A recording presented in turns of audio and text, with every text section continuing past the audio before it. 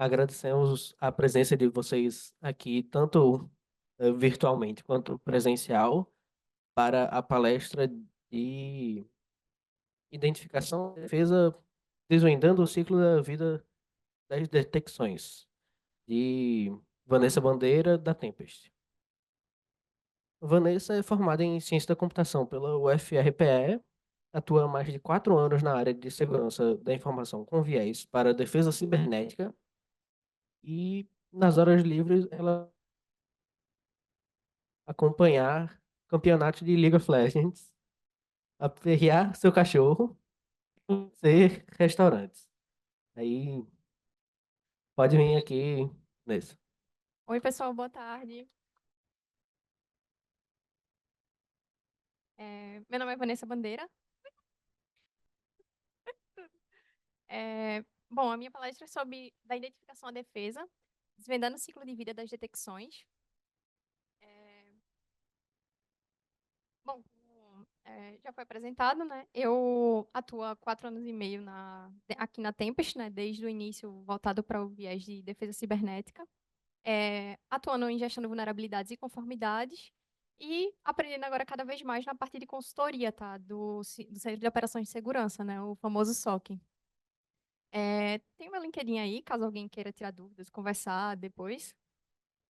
E a agenda da apresentação vai seguir incidentes de segurança, ameaças cibernéticas, correlação dentro da gestão de segurança, ciclo de vida das detecções de ameaças, meu aliado, o Mitra-ataque, obsolescência de uma detecção, aplicação de caso de uso e, por fim, estratégias de defesa e prevenção. Bom, nesse cenário de defesa cibernética, a gente lida diariamente com incidentes de segurança. Então, todo dia a gente lida com ataques que saem, novas formas de como atacar. Então, não é nada complicado achar esse tipo de conteúdo. Então, eu trouxe algumas informações, né, alguns incidentes de segurança, bem como algumas ameaças, né, estão disponibilizadas atualmente. E aí, pensando nesse cenário de incidentes de segurança, eu trago o clássico, né, o que é um incidente de segurança. Então, o incidente de segurança, ele vai ser um evento ou ocorrência, né, que ele vai comprometer a confidencialidade, integridade ou disponibilidade de dados de sistemas de informação de uma organização. Esses incidentes, eles podem envolver inúmeras gamas, né, de conflitos. Então, ele pode ser algo que vai prejudicar, né, diretamente a reputação do cenário a qual você está envolvido dentro da sua organização, falha de segurança, né, algum tipo de indisponibilidade no seu ambiente. Esse cenário de incidente, ele está correlacionado a algo que ele pode ser, todo ataque ele vai ser um incidente de segurança, mas nem todo incidente de segurança é um ataque. Então você tem que entender que um incidente ele pode ser um servidor que ficou fora, né? Pode ser um incêndio que está acontecendo. Então a gente também tem que pensar no viés mais macro e não só um atacante que vai chegar naquela ameaça e vai explorá-la, né?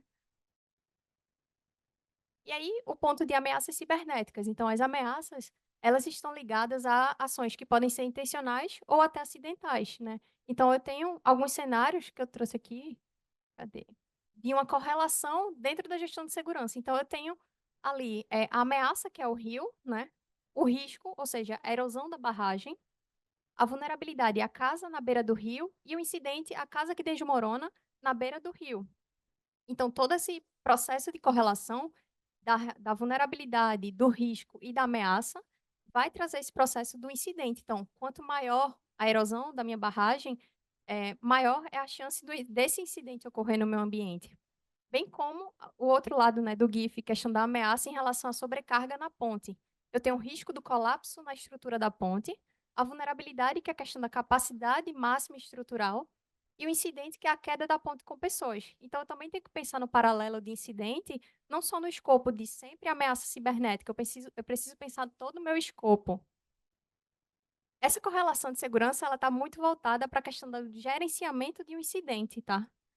O escopo que eu vou tratar com vocês é muito mais voltado para o tratamento do incidente. Então, eu vou ter o processo de preparação, detecção, análise, resposta a incidente e o pós-incidente. Mas tudo está interligado. Então, eu tenho o tratamento da minha vulnerabilidade, os artefatos, os eventos. Então, tudo faz parte de um processo de gerenciamento de incidente. Eu preciso lembrar de todos os processos, né? todos os processos, tecnologia, as pessoas que estão envolvidas dentro de todos esses processos. E aí eu fiz um processo macro, né, para a gente poder caminhar e enxergar como é que vai ser o processo. Então, eu vou ter a etapa de detectar, alertar, analisar, investigar, classificar, responder, documentar e recuperar. O ponto que não pode ser esquecido é a questão da comunicação. Então, comunicação e lições aprendidas, elas vão percorrer por todo o processo. Então, é primordial que eu esteja atento ao que realmente está acontecendo. Então, vai existir a comunicação do começo ao fim, bem como as lições aprendidas. Cada etapa eu preciso documentar, porque talvez eu possa passar pelo mesmo incidente, Deus o livre, claro, ninguém quer, ninguém quer esperar isso, mas da mesma forma, e a gente vai saber como recuperar o ambiente. E aí o processo inicial, que é a questão de detectar. Então, o que é que eu preciso ter no meu ambiente para detectar, né? As ameaças, elas são detectadas por várias ferramentas dentro do meu ambiente. Então, eu preciso ter camadas de segurança. Eu preciso ter um firewall, eu preciso ter um CIEM que vai fazer a gestão do meu ambiente. Eu preciso ter ADs, centralizadores, data centers. Então, eu preciso pensar num objeto macro, né, do meu ambiente, cada camada responsável para que eu entenda o que é que está acontecendo dentro do meu ambiente. Então, cada ferramenta que eu vou imputando dentro do escopo vai me trazer informações que vão me ajudar num possível incidente ou numa análise de logs daquele ambiente. A fase de alertar, eu vou fazer uma correlação. Então, eu vou pegar tudo que eu tenho das ferramentas e vou consumi-las. Então, eu vou consumi-las utilizando o quê? Implementando os logs que vêm a partir daquelas ferramentas e vou montar estruturas. Então, o que eu realmente quero monitorar naquele meu ambiente. Ah, eu quero monitorar o comportamento do meu firewall, né? As comunicações que eu estou tendo dentro do meu ambiente. Eu quero monitorar o acesso que os meus colaboradores ou o que os meus colaboradores vêm acessando dentro do meu ambiente, né? Será que eles estão acessando links maliciosos? Será que eu estou colocando informações que não deveriam da minha empresa, né? Um simples caso é a questão da utilização do chat GPT, né? Tem muitas empresas que atualmente estão fazendo a gestão e colocando informações das empresas, então horários, eh, quem são, né, a base de dados da própria empresa dentro do ChatGPT. E o ChatGPT ele é uma base aberta que está sendo consumida ali e está trazendo informações para outras pessoas. Então, basta eu perguntar que horas uma empresa ela inicia o seu processo, que horas ela inicia o seu cargo, a sua carga horária. Então, isso já ajuda o atacante a entender o comportamento, né, daquela empresa. A questão de analisar, então, o alerta ele é analisado para determinar a gravidade daquela ameaça. Então, quando eu vou e analiso, né, eu tenho a fase de detectar, de alertar, e agora ocorreu o alerta, eu preciso analisar se aquilo ali é realmente um falso positivo, se aquilo ali faz sentido para o meu momento, para o meu ambiente, né?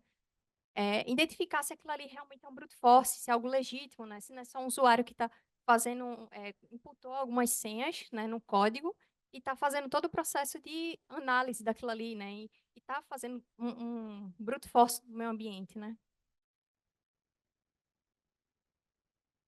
O ato de investigar. Então, a partir do momento que eu vou analisar aquele comportamento, eu preciso investigar o que ocorreu. Tá, eu tenho uma comunicação maliciosa ocorrendo no meu ambiente, eu preciso investigar se aquilo ali realmente está ocorrendo, né? Para que eu consiga tomar medidas. Será que é algo legítimo, né? Aquela comunicação que está ocorrendo?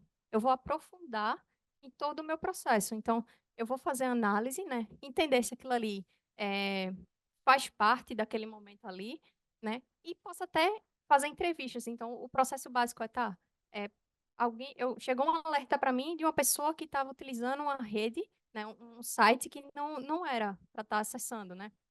E eu vou entender, ó, por que que tu está acessando essa URL aqui, já que ela é categorizada como maliciosa, né? Ela representa uma ameaça para nós. Então, tem um processo de investigação, né, para saber até a questão da intenção daquele colaborador, né, dentro da organização.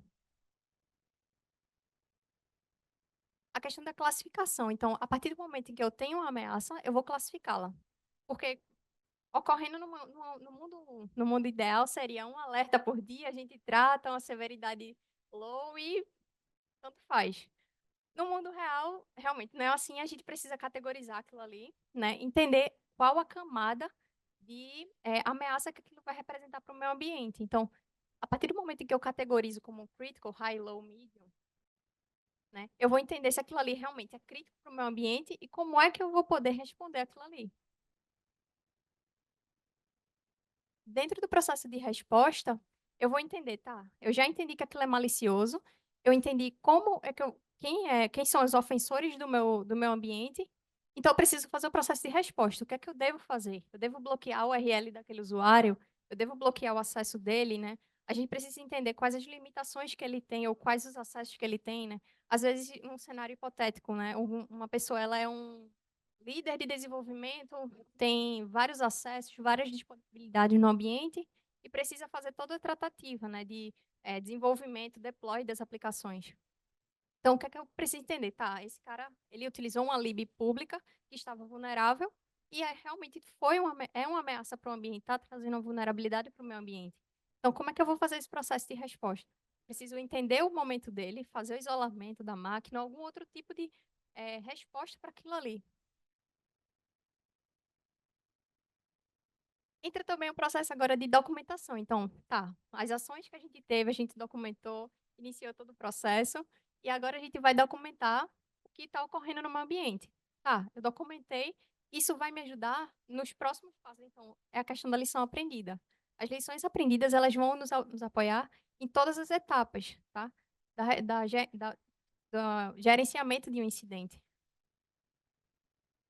O processo de recuperação, então, a gente vai entender qual é o nível, né, qual é o potencial que aquilo ali está atacando ou está impactando o meio ambiente e para fazer todo o processo de recuperação. Então, a gente vai entender que após conter a ameaça, a organização ela vai trabalhar na recuperação completa do sistema. Então, eu vou entender o que é que eu devo fazer, como eu devo recuperar o meio ambiente, né? Seja a implementação de novas ferramentas, mudanças comportamentais, políticas, enfim.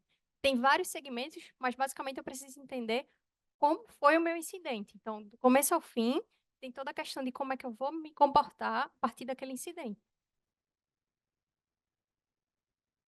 E aí a questão que eu falei, né, justamente, o ponto de comunicação e lições aprendidas. Todas as etapas a gente precisa entrar em um processo de comunicação, seja desde a parte de engenharia, a parte de infraestrutura, né, vai entender como é que está segmentada aquela empresa. Não adianta a organização, né? Não adianta eu estar fazendo o tratamento junto com o time de segurança, de infraestrutura, enquanto o time de desenvolvimento continua fazendo as mesmas ações, ou utilizando libs que são consideradas ameaças, né? Então, eu preciso entender e fazer com que os times principais estejam presentes.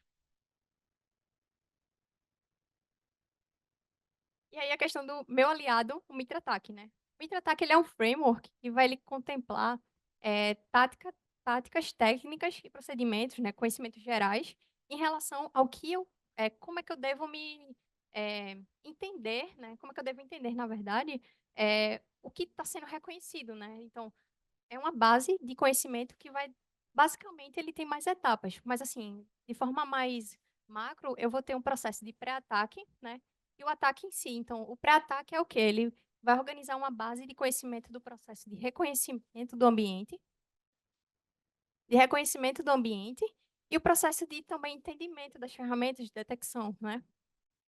Já a outra parte, eu vou entender como é que o atacante está fazendo o processo de exploração, né? Então, ele vai desde o acesso do initial access, né, o acesso inicial, até a questão de impacto. Então, eu preciso entender também como é que se deu aquele processo. Ah, o cara fez um reconhecimento do meio ambiente, iniciou o processo fazendo um scan, né, nas minhas aplicações ou na minha infraestrutura para identificar alguma porta vulnerável, alguma vulnerabilidade nas minhas aplicações, e aí ele conseguiu encontrar uma brecha, né?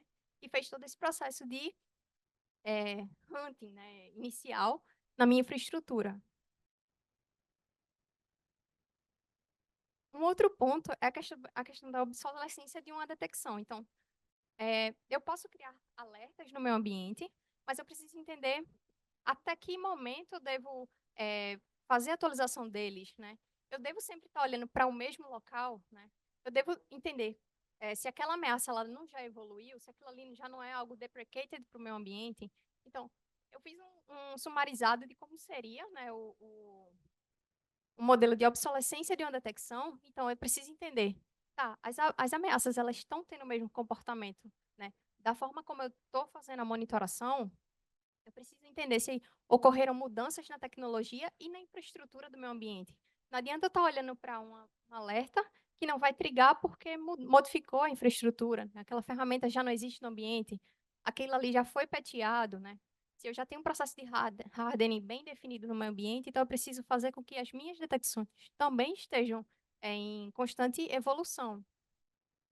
Se ocorrer alterações de políticas dentro do meu ambiente, eu também preciso fazer com que todo o meu processo, todo o meu SOC, né, ele esteja em correlação com isso. A questão de tecnologias legadas, então, em alguns ambientes é normal, não vou dizer que é algo que é comum e que é o cenário ideal, mas existe. Então, eu vou ter um servidor com uma versão desatualizadíssima, que está morando ali há 500 anos, e não pode ser retirado porque tem um processo legado de um sistema que não vai sair dali. Né? Eu preciso entender como é que eu vou fazer o processo daquilo ali. Eu vou isolar a rede daquele servidor. Eu tenho que entender as limitações para que eu consiga fazer o processo de manter algo que é estrutural daquela organização, sem que vire uma ameaça constante para o meu ambiente. Assinaturas de malware, então, realmente, vai estar em evolução. Toda a questão do malware, né? Os atacantes vão estar implantando malwares com assinaturas novas. Evolução das ameaças, então, basicamente está interligado esse processo.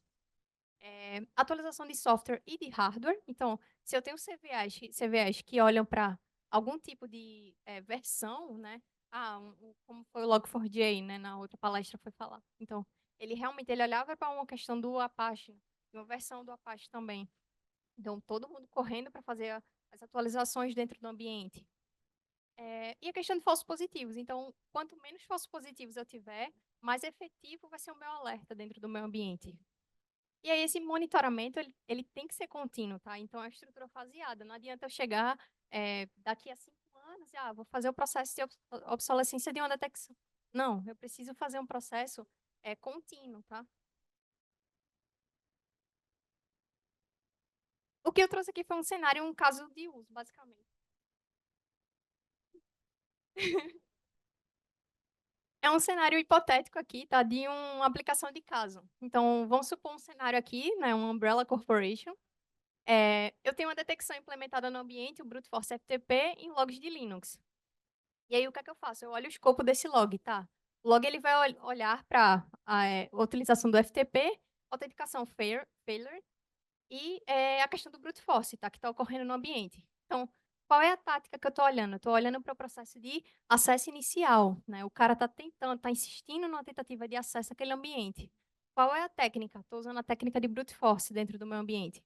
E aí, o ano da implantação, 2020. Beleza, considerando esse cenário, eu vou começar a fazer o processo de investigação. O que é que eu vou investigar? Eu vou entender, tá? A detecção ela possuía triggers recentes. Dado o escopo mapeado para ela. 2, eu considerando o histórico dos alertas no ambiente, os logs recentes eles estavam conforme o esperado, né? A coleta dos logs ela estava com algum problema de falha de recebimento no CIEM. Então todo esse processo ele tem que ser constante. Então não adianta eu ter um alerta que olha para detecções antigas, para logs antigos, para versões antigas, e não ser efetivo, tá? O contexto passado pela Umbrella Corporation deixava claro que aquela detecção ela estava funcional conforme o ambiente atual. E o último ponto é, quais as alternativas de detecção viáveis considerando o cenário abordado? Então, durante o processo de investigação básica, eu preciso me questionar em alguns pontos. Tá, é efetiva essa detecção? Ela responde o quê, né, para o que eu realmente tenho dúvidas? Então, tá. No processo de análise, eu vou e respondo as perguntas. Então, tá. A avaliação da estrutura da coleta do log. Como é que está sendo a coleta desse log? Está tendo algum tipo de problema? Qual foi a última vez que eu tive a resposta do log relacionado a essa ferramenta? O ajuste da lógica de detecção, ela está conforme o recebimento dos logs atualizados, né? Tá, eu preciso definir o escopo do meu alerta. Ele vai olhar para o log e vai entender se aquilo ali realmente faz parte daquilo que eu estou querendo detectar. O entendimento da atualização do protocolo no ambiente. eu deveria estar utilizando esse protocolo no meu ambiente? Será que não existe um outro tipo de protocolo mais seguro, né? Existência de políticas e ações de infraestrutura que ratificam a não utilização do protocolo. Então, a partir do momento que eu crio uma política, né, algo que faça com que eu utilize outro tipo de protocolo, vai me apoiar em modificações dentro do meu ambiente. Dentro do meu ambiente. Desativação da detecção utilizando o protocolo antigo. E o último ponto é a inserção de uma nova detecção mais atualizada. Então, eu preciso entrar no processo de analisar o escopo da minha detecção, fazer a investigação, responder aquelas perguntas que eu tive durante todo o processo e começar a fazer a consultoria ou a curadoria daquela detecção. A partir disso, não é que eu vou deixar e desativar o meu ambiente ou perder a monitoração. Não. Aquele protocolo, ele não é mais considerado como algo seguro. Existe um outro protocolo no ambiente que possa fazer a substituição, né? Eu devo modificar as minhas estruturas, as minhas camadas de segurança. E aí, o outro ponto é a questão de estratégia de defesa e prevenção, tá? Então, o que é que eu devo fazer? Eu preciso implementar, né, uma análise pós-incidente, né, na busca por melhorias contínuas. Então, tá, ocorreu um incidente, né? Vou me desesperar, vou arrancar meus cabelos? Não. Eu preciso entender o que é que eu devo fazer, né, nessa análise pós-incidente. Eu preciso entrar no processo de recuperação e de documentação, né, aplicar ou botar, né, as mãos em ação, né? A classificação uniforme das detecções, então, é aquilo que eu falei, né? Tipo, eu preciso categorizar para que isso direcione o que é que eu devo olhar, né? Fazer todo o processo de entendimento e de organização, né, das minhas detecções. Porque se tudo que for high, tudo é crítico, nada é emergencial. Então, se, eu tenho 50 detecções, e 50 são high, em algum momento eu vou ter que entender se aquilo ali triga, vai ser um caos, né? Ninguém vai conseguir atuar de uma forma uniforme. Estruturar um plano de resposta a incidente. Então, isso é primordial, tá? Eu tenho que ter um plano de resposta a incidente, porque a gente tem que sempre pensar no e se, né? E se acontecer, e se eu tiver um problema no meu ambiente, né? Auditorias e avaliações de segurança, então, é essencial que a gente sempre acha que está conforme algo, né? Mas no final das contas a gente precisa de um terceiro olhar, de alguém que vai enxergar aquele ambiente ali e vai dizer, olha, tu precisa ajustar, né, tais pontos, tu precisa de um olhar, né, mais crítico e criterioso nessas pontuações, né, nessas etapas. Gestão de vulnerabilidades e conformidades, ou seja, gestão de risco, né? Qual é a prioridade para o meu negócio? Então, quando você faz uma análise de gestão de vulnerabilidades, você precisa entender que aquilo ali vai gerar N, né, falhas ou N vulnerabilidades no meu ambiente. Preciso ter um processo de gestão, preciso entender o que é que eu devo priorizar, né? Como é que eu devo priorizar? Iniciar o processo de gestão de risco, né? Quais são os ativos, né, mais críticos para o meu negócio? Então, é algo que não deve ser deixado de lado. Então, vamos olhar para os ativos críticos, né? Considerar as detecções que eu tenho no meu ambiente, olhando para aqueles ativos críticos. Isso vai me ajudar numa resposta, num tipo de observação do meu ambiente, de detecção, né? Validação das ferramentas do ambiente versus o modelo do processo do negócio. Então, não adianta eu implementar uma ferramenta porque está famoso, porque é algo que todo mundo tem. Não. Aquilo ali faz sentido para o meu ambiente, né? Qual é o meu modelo de negócio, né? Eu não posso comprar tipo um shampoo que vem uma amostra grátis. Eu compro shampoo, condicionador, vem um creme de pentear. Não é assim. Preciso entender se aquilo ali faz sentido para o meu ambiente e fazer um projeto de modelo de processo de negócio, tá? Treinamento contínuo voltado à segurança da informação. Então, pessoas, o elo mais importante, eu preciso fazer o processo de conscientização. Olha, não utilize ou não disponibilize informações da empresa. Tenha cuidado, né, em como você vai reportar as informações. E sistematização das detecções a fim de identificar comportamentos distintos. Então, se eu faço um processo de sistematização dessas detecções, eu vou começar a enxergar melhor o que é que eu devo olhar, o que é que eu devo identificar, né? Quais os comportamentos que eu estou tendo no meu ambiente, né? Aqui são algumas referências, tá, do que eu utilizei, né, durante o estudo. E é isso, pessoal. Muito obrigada.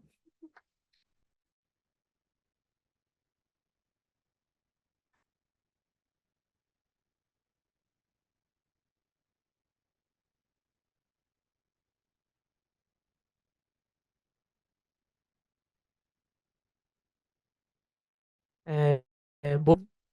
Boa tarde. Vanessa, em muitos momentos tu falou de tipo é, ambiente e tudo mais. Eu entendo que cada tem um ambiente com suas características.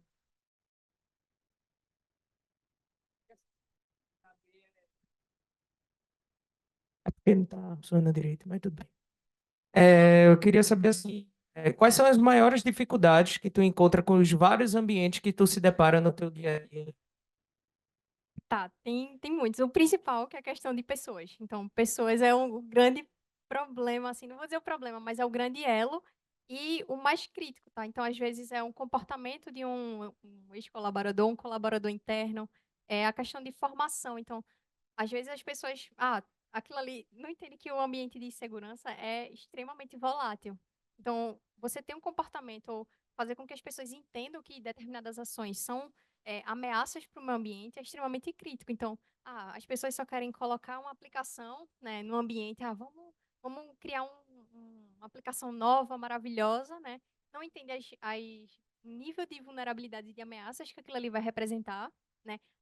Eu pego libs e mais libs para desenvolver aquilo ali, mas eu esqueço que tem um escopo voltado para a segurança da informação, que eu só vou identificar depois. E aí já virou uma ameaça, já tem um atacante que está dando passeio, né, por ali, pelas aplicações, varrendo a tua aplicação, e aí descobriu, tá, essa aplicação está vulnerável, né? Tem um servidor que está aqui exposto, né? Então, volta, é muito voltado para o comportamento, né? Acho que um dos grandes desafios é comportamento, né?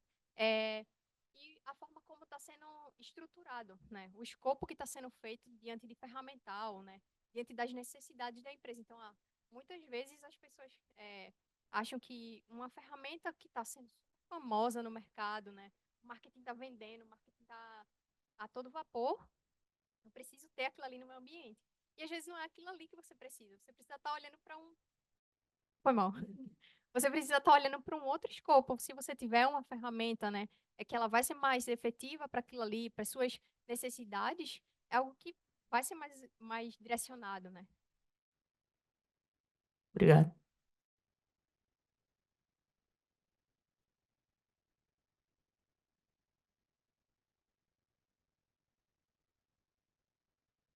Vanessa, eita. Agora sim. Vanessa, gostei muito da tua palestra, principalmente da tua didática, tu explica muito bem. Agora, eu fiquei com um pouquinho de dúvida, não necessariamente dúvida, mas eu quero saber como é que faz. Como é que é no teu dia a dia o uso do Mitre, até que, tipo, eu gosto muito de estudar por lá, para não sei como é que seria a aplicação dele no teu dia a dia. E na parte de classificação lá no ciclo, como é que métrica usa para classificar as ameaças que são encontradas? Tá. Dentro do Mitre, não sei se tu já deu uma sacada lá no Mitre Ataque, eu vou ter um escopo em que eu vou dizer, ele vai mapear comportamentos, né? Então comportamentos de ataques, então tudo ali vai estar definido. Então, aquelas categorias ali, eu vou entender, aquele escopo ali é de um Windows, sei lá, estou supondo aqui, tá? Eu vou ter um escopo voltado para o Windows. Como é que está sendo feito aquele tipo de ataque, né? O cara está executando diversas tentativas sucessivas. Então, a gente vai olhar para aquela tática, a tática, o macro, né? A técnica, o micro. Então, vou olhar para aquela técnica que está sendo executada ali e vou começar a mapear aquele escopo. Então, sempre vou atrelar uma tática a uma técnica. Então, a ideia é justamente essa, você fazer o escopo de monitoração voltado justamente para uma tática. Então, não adianta fazer... E outra, você não deve sonhar que, meu sonho agora é eu conseguir contemplar todas as 400 técnicas que tem ali dentro. Nossa, tu, tu vai ficar enxugando gelo, basicamente, sabe? E aí a ideia é justamente você entender, tá?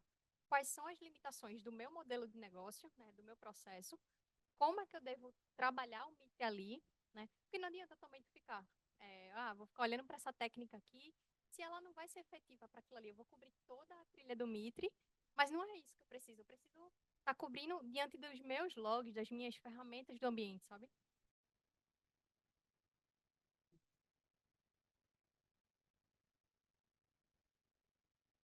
Teste, teste.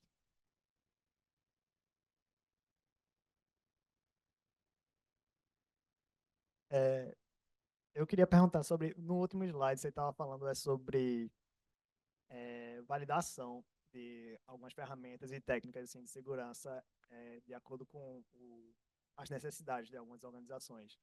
E eu só estou perguntando isso porque tem muito a ver com o meu TCC. Eu queria saber se, tipo, para vocês avaliarem, assim, se uma certa técnica, certa ferramenta, ela é certa de ser aplicada. Vocês medem isso através de, tipo, algum framework? Tipo, existe alguma automação desse tipo de coisa? Ou vocês meio que trabalham, assim, com, tipo, o dono de alguma organização, tipo, o dono de algum produto, vendo coisa, tipo, mais próxima, tipo, engenharia de requisitos, por exemplo? Tá, vê. Atualmente, né, no nosso serviço, a gente tem um processo de um framework que faz uma avaliação. Então, a gente tem dentro da Tempest esse tipo de serviço de avaliar, né, dar um score para você entender, tá, eu estou bem, eu estou mal, eu estou na média, né, desse meu ambiente. Então, a gente considerou os principais frameworks do mercado, né, utilizou nossa inteligência dentro da Tempest de inteligência de construção, de desenvolvimento, e utiliza esse framework, né, para todo o nosso serviço. Então, é algo que a gente utiliza justamente para esse ponto, para eu entender, tá? Não faz sentido eu chegar e dizer como é que eu vou categorizar que aquela ferramenta faz sentido ou não para o meu ambiente. Eu preciso entender se aquilo ali faz sentido diante das minhas limitações. Qual é o meu modelo de negócio, né? Tá, o básico eu preciso ter das minhas ferramentas, mas eu preciso saber, tá? Eu devo ter sei lá, vou chutar aqui eu devo fazer uma troca de um sistema de cofre de senhas para um que está sendo muito mais famoso, né? Ah, por que que eu tenho? Essa é realmente a minha necessidade. Eu não precisaria implementar uma outra ferramenta, né? Sei lá, uma EDR no meu ambiente que seja mais efetivo, né? Eu deveria ter algum outro nível de camada de segurança para que me dê visibilidade. Então, quanto mais visibilidade você tem do seu ambiente, melhor. Não sei se fez sentido para ti. Sim, tranquilo. Valeu.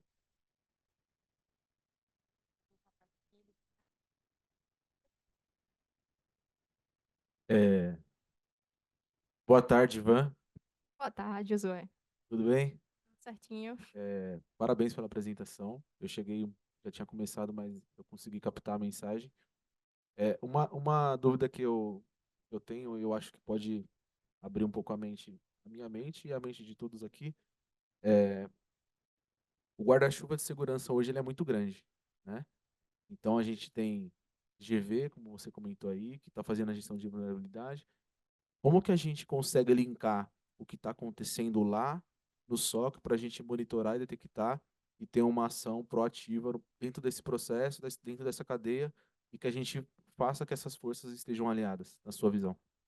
Tá, na minha visão, eu considero assim, para utilizar esse processo de gestão de vulnerabilidades e conformidades, né, principalmente gestão de vulnerabilidades, porque eu acho que a questão de hardenizar, então eu já tenho que ter isso modelado. Então, para que eu coloque uma nova máquina, um novo ativo no meu ambiente, eu devo definir qual é o modo que ela deve entrar. Então, se foi até o meu TCC, inclusive, se você pegar uma máquina, né, zerada lá, um Windows da vida e colocar ele no seu ambiente, realmente, inicialmente ele já vai estar com vulnerabilidades, até por causa da versão. Então, quando eu pego aquele Windows, ele já vai estar vulnerável, né? E aí, a partir disso, o que é que eu preciso entender? O meu processo de hardenização já deve estar bem definido, né?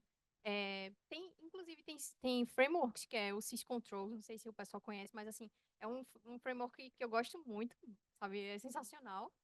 E você deve fazer o processo de implantação dessa máquina já com o modelo de hardening, né, considerado pelas práticas de segurança. Então, já existe.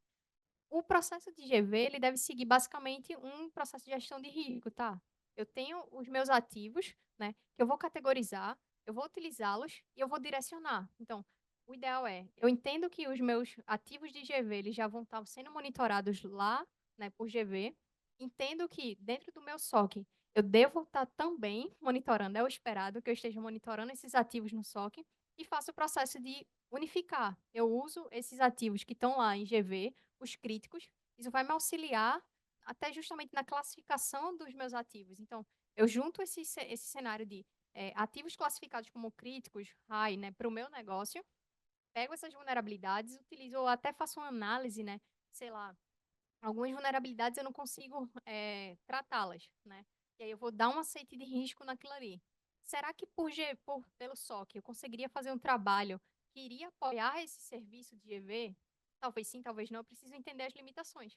Mas basicamente eu considero que a gente deve olhar para o serviço de GV como algo que vai direcionar as minhas tratativas dentro do SOC. Não sei se fez sentido para ti. Faz sentido, total, é necessário, mas a gente precisa consolidar os dois, talvez um pré-assessment ali, né? Muito bom, Van, obrigado.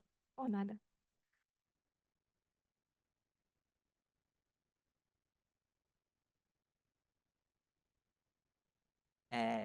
Falando um pouquinho de gestão de vulnerabilidades, a gente tem níveis que fazem a gente priorizar uma correção de uma máquina ou de uma vulnerabilidade.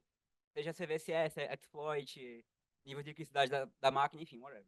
Só que aí, existem empresas de ferramentas de GV, tipo a Tenable e a Qualys, que elas acabam priorizando de maneira diferente, né? Tipo, a Tenable ela usa o VPR para poder priorizar, sabe, né? E a Qualys usa o QDS. Falando de GV, a gente acaba ficando muito mais simples quando a gente usa um VPR ou um QDS. Só que, voltando um pouco mais pro SOC, eu tenho, assim, medo que eu percebo é que acaba caindo num limbo que é, alerta ou não alerta. Mas tá bom, mas se aquilo alertar, como é que, se eu tenho 5 alertas que eu considerei como crítico, tá bom, eu vou priorizar qual? Porque eu tenho a base de GV, que é o CVSS. Você usa o Media Attack para poder você entender algumas vulnerabilidades, para você entender alguns alertas do SOC. Tá, mas existe outra base para poder eu correlacionar? Quando eu quero criar uma regra, por exemplo, como é que eu vou chamar aquela regra de crítica? Aquele evento de crítico?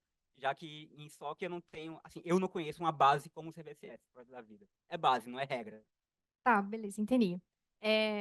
Nesse cenário, talvez eu não saiba responder totalmente a tua pergunta, tá? Até peço desculpas. Mas, assim, o que eu considero, até diante do que eu já estudei, tá? É, você tem que pensar que não existe uma forma de bolo para isso aí. Só que não é uma forma de bolo. Então, meu escopo ele vai estar atrelado a eu entender o meu ambiente, realmente.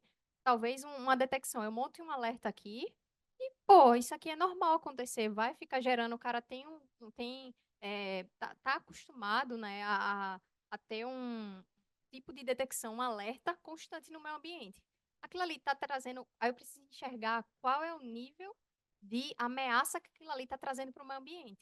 Tá, se o cara fizer um acesso a determinada aplicação, eu posso olhar por aplicações, por serviços, né? O que é que eu tenho de crítico no meu ambiente? Tá, qual é o meu negócio? Eu sou dona de um banco.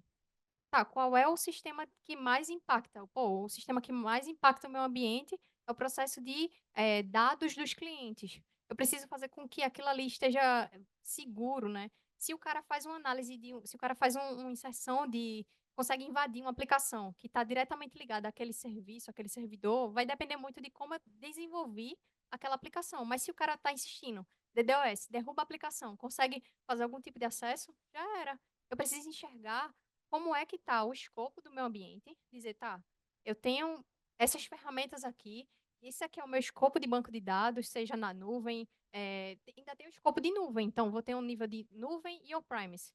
Tá, meu nível de on-premise e meu nível de cloud, como é que tá? Né? Como é que estão os meus serviços?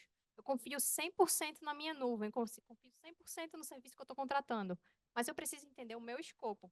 Como é que eu vou definir que aquilo ali é crítico se eu não sei qual é o meu negócio, sabe? Não é algo que vai ser muito tipo, eu vou ter um Vulnerability Priority Rating, né, de GV, vai me auxiliar, mas eu preciso também entender se aquela vulnerabilidade que está dando como critical ali, se aquela máquina ela vai impactar, né?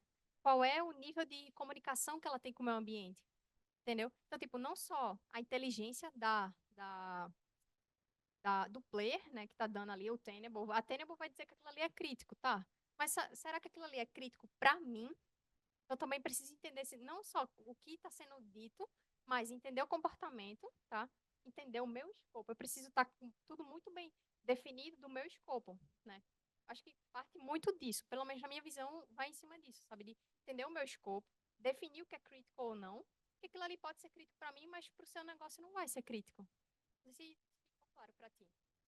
Não, peguei. É que eu tava muito pensando, tipo, porque quando eu quero fazer uma gestão de risco, por exemplo, em gestão de vulnerabilidade, eu tenho pelo menos uma basezinha que vai ser. Dali eu posso ir para milhões de lugares, né? Como você falou, pô, eu posso ver se aquela vulnerabilidade ela tem um exploit, se ela tem uma POC, ou se aquele ambiente ele é um ambiente de produção ou ambiente de dev, e saber como é que eu vou priorizar. Só que aí toda vez que eu ia para a área de SOC, eu não conseguia, eu sempre me baseava no senso de, eu tenho um grupo E vamos entrar no consenso, grupo, tá bom. Esse brute force aqui nesse servidor, a gente vai entrar como crítico ou vai entrar como high? Por quê? Cara, se eu entrar como high, aí eu vou escolher qual vai ser o nível de alerta. Se eu entrar como crítico, eu vou ter que pegar um cara que tá de plantão urgentemente e vou ter que acionar ele. Então, eu sempre tinha uma certa dificuldade em entender o que era crítico e o que não era. Acabou que eu saí um pouco mais de SOC, entrando mais em GV, né? Então, mas se aquele acesso do cara que tá lá, tá, se eu tenho que sempre pensar no pior cenário, o cara que tem mais acessos ao meu ambiente. Então, se aquele cara ali, sei lá, a base de dados dele, a gente ia ter, pronto, ainda tem que analisar histórico. Se eu analiso o histórico, uma base de dados, né, já era, tá disponível aí na Deep Web, enfim, tá disponível a tua base de dados. E aí o cara simplesmente imputa numa ferramenta e fica ali o dia todinho. Conseguiu, acessou. Se aquele cara acessa, sei lá, aquele servidor ou outros servidores, quais as limitações que tu vai ter, quais os danos que aquilo ali vai te causar, sabe? É porque o SOC não é só, tipo, uma caixinha moldada, uma forma, sabe? Tu vai pegar e olhar o meu ambiente, vou olhar o meu comportamento, né? E começar a definir, mas é importante que tu defina tudo que tu tem. Então, pessoas, processos, tecnologias, é um negócio que é extremamente batido, mas realmente faz parte, porque tu precisa entender que aquilo ali, ele vai fazer parte de todo o meu ciclo. Então, não adianta dizer, olha, coloca essa detecção aí como critical. Porque se o cara ficar insistindo, tu vai receber 50 alertas numa noite, né, 50 ligações, mas quando tu vai ver, não, é só o cara que imputou um usuário e senha ali na aplicação e ficou, sabe? Esqueceu. Qual é o risco que aquilo ali vai te trazer, né? Eu preciso definir isso para que depois eu consiga categorizar. Se o cara ficar tentando, insistir nisso aqui, né? Gerar falsos positivos. Então, falso positivo é algo que dá muita dor de cabeça no SOC. Eu estou gerando falso positivo direto, estou olhando para algo que não é crítico para mim naquele momento, e aí eu preciso mudar meu escopo. Então, tá, preciso eliminar os falsos positivos, entender, tá, se o cara acessa o meu ambiente a partir dessa detecção, o que é que ele vai fazer, né? Um phishing. O phishing realmente está trazendo o que de ameaça para mim? Sabe? Eu tenho que definir o escopo do que eu vou olhar, né? Definir o histórico, definir ativos, serviços, pessoas, né? Entender quem é que tem acessos, né? E como é que eu estou monitorando o meu ambiente, quais as camadas que eu vou ter, sabe? Ô, Van, posso só complementar um ponto que você falou que eu achei interessante, mas o SOC, ele não vai só detectar e monitorar, não só isso. Ele tem uma inteligência por trás. Então, assim, a minha visão, tá? E aí, se eu estiver errado, você pode me corrigir. A gente pode se alimentar de Intel, tem os frameworks também, e aí tem as questões de comportamento. Então, por exemplo, você falou do exemplo do Brute Force. A gente está iniciando um momento de Black Friday, beleza? Para mim, no meu ambiente, para o meu negócio, o Brute Force ele é médio. Beleza. Entramos no cenário de Black Friday, por conta da necessidade do que eu preciso ali, eu vou subir para crítico ou para high pela necessidade da hora, entendeu? Então, assim, ele é dinâmico, ele não é estático. Então, ele tem esse comportamento também que eu acho que é importante refletir. Só para complementar.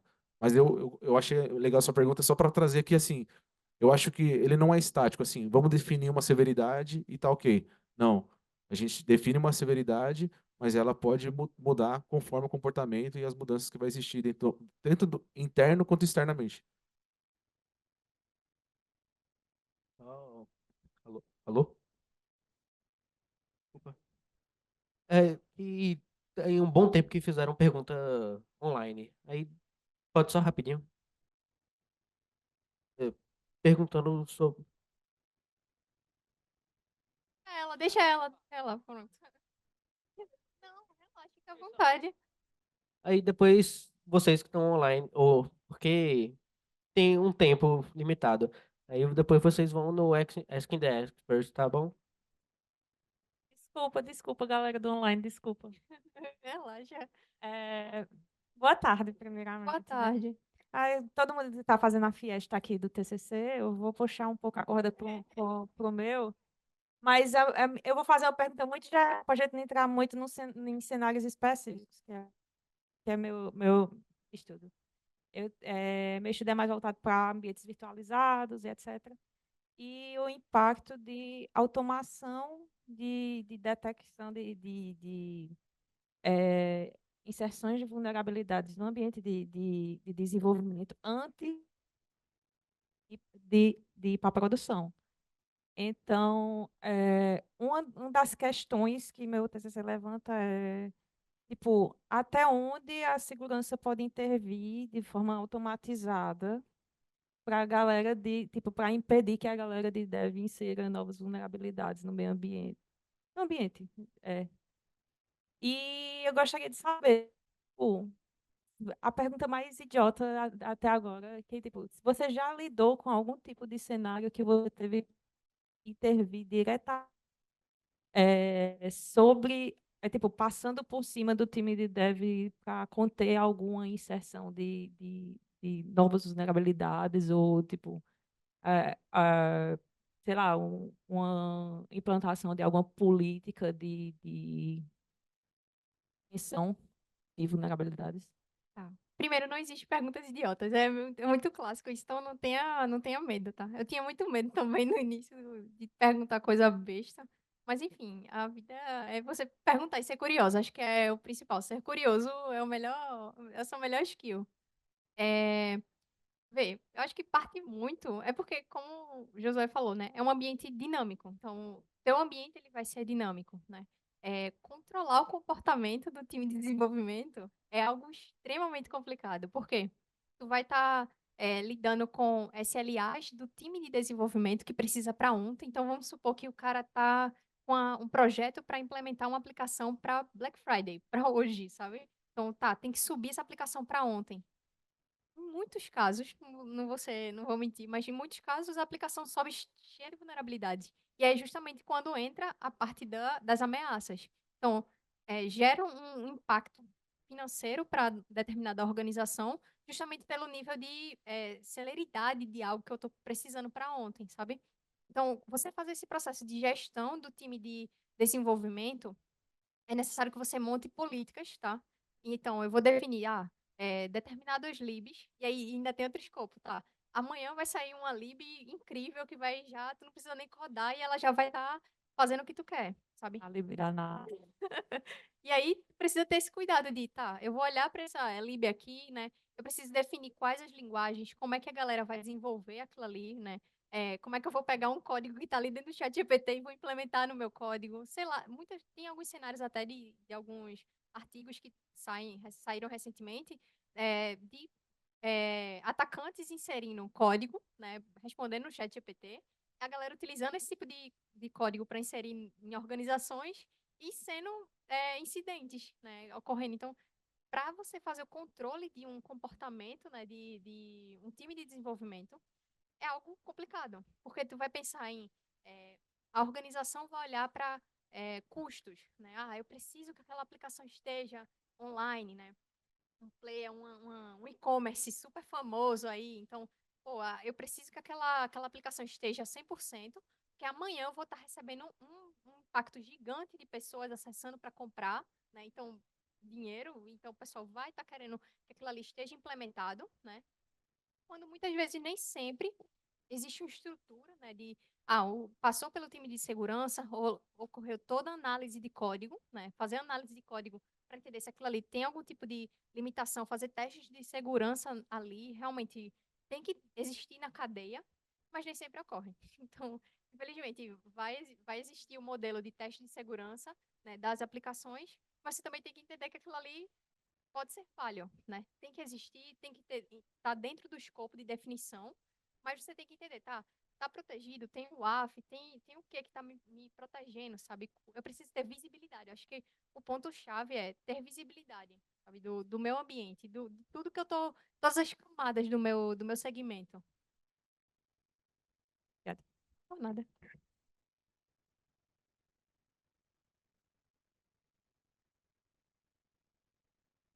Primeiramente aqui, Gustavo perguntou, Vanessa, você poderia falar um pouco sobre o lado forense dentro desse ciclo de vida das detecções? Caramba, e eu vou deixar na mão. Eu não conheço muito da parte de forense, mas eu sei que é um pouco mais detalhado, tá? Então, eu vou pegar um rosto, eu vou pegar determinado ativo que vai ser alvo, né, da minha forense e vou fazer a análise. mas eu não posso mexer, né? Eu vou analisar o passado. Então, eu preciso ter todo o cuidado de não fazer nenhum tipo de manipulação nesses logs para fazer uma tratativa que me ajude na investigação. Então, se eu tenho um servidor que foi comprometido, eu vou passar para o time de forense fazer uma análise, né? Toda a forense da minha máquina, né? Fazer determinados. Existem também formas de fazer essas manipulações, eu vou botar um aspas aí, manipulações, né? Sem que você mova ou mexa. Então, você vai analisar o dia que o log foi. Você vai analisar os logs para entender o dia que aquele incidente ocorreu, entender quando e o que fez aquilo ali, aquele incidente ocorrer no meu ambiente, né? Mas eu não posso fazer manipulações, porque a partir do momento que eu mexo, né, é como se fosse pensando no cenário de um assassinato, sei lá, enfim. Mas é basicamente isso, eu não posso mexer no local do crime. Exato. Alô? E também perguntaram, começou uns cursos sobre cibersegurança e queria muito se especializar na área. Gostaria de saber se é necessário ter um entendimento de banco de dados e infraestrutura de redes. Infraestrutura de redes é primordial, assim. Tanto que quando eu comecei na área de segurança, né? Antigamente eu era da parte de desenvolvimento, e aí eu fui para a área de segurança da informação. Eu conheci o professor de redes da minha universidade, comecei a pagar disciplina de redes, né, dentro da universidade, e aí eu gostei pra caramba e vi que aquilo ali era o que eu queria, e vi o processo de estágio da Tempest, então uma coisa basicamente ligou com a outra. Mas é primordial você entender e fazer infraestrutura de redes para você entender as camadas, né? Tudo que está ocorrendo. Então, vai ser a forma externa, né? Do meu ambiente. Então, é essencial que eu entenda bem. Banco de dados é essencial. Então, acho que nenhum conhecimento vai ser desperdiçado. Vai te ajudar muito. Mas eu partiria muito para o princípio de você entender e saber uma linguagem de programação, né? Que vai lhe ajudar na automatização do seu cotidiano. E infraestrutura de redes é, assim, sem... É, Obionô. Obionô e Fernando Aires.